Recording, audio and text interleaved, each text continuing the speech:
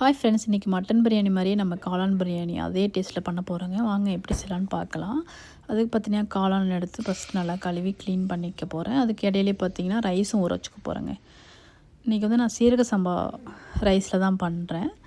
20 நிமிஷம் ஊற வச்சுக்கலாம். 2 தடவை கழுவிட்டு அடுத்தது காளான்லாம் நல்லா கழுவி க்ளீன் பண்ணிவிட்டு பார்த்திங்கன்னா நல்லா வந்து இந்த மாதிரி நல்லா தூளாக கட் பண்ணி வச்சுக்கலாங்க.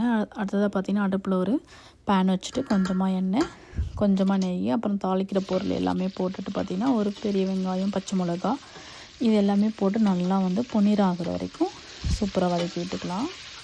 அடுத்து பார்த்திங்கன்னா ஒரு ஸ்பூன் அளவுக்கு இஞ்சி பூண்டு பேஸ்ட்டு அதையும் போட்டுட்டு நல்லா வதக்கி விட்டுக்கலாம். இதோட பச்சை வாசம் போடணும். பார்த்திங்கன்னா ஒரு 2 தக்காளி கட் பண்ணி வச்சுருந்தேன், அதையும் போட்டுக்கலாம். கொஞ்சம் உப்பும் போட்டு வதக்கி விட்டுக்கலாம். அப்போ ஈஸியாக தக்காளி வதங்கும். அதுக்காக நான் மூடி வச்சு கொஞ்சம் நேரமாக வேக வச்சுக்க போகிறேன். நல்லா சாஃப்ட் ஆகிடும் அதுக்காக. அடுத்த பார்த்திங்கன்னா காரத்துக்கு ஏற்ற மாதிரி மிளகாத்தூள், மஞ்சத்தூள், அதுக்கப்புறம் பிரியாணி மசாலா இது எல்லாத்தையுமே போட்டுட்டு பார்த்திங்கன்னா நம்ம கட் பண்ணி வச்சுருந்த காளான் அவ்வளோத்தையும் போட்டு நல்லா மிக்ஸ் பண்ணி கொடுத்துக்கலாம். நல்லா மிக்ஸ் பண்ணியாச்சு. இப்போ வந்து நான் வந்து 1 கப்பு ரைஸ் எடுத்தேன், 2 கப் அளவுக்கு தண்ணி ஊற்றிக்கிறேன்.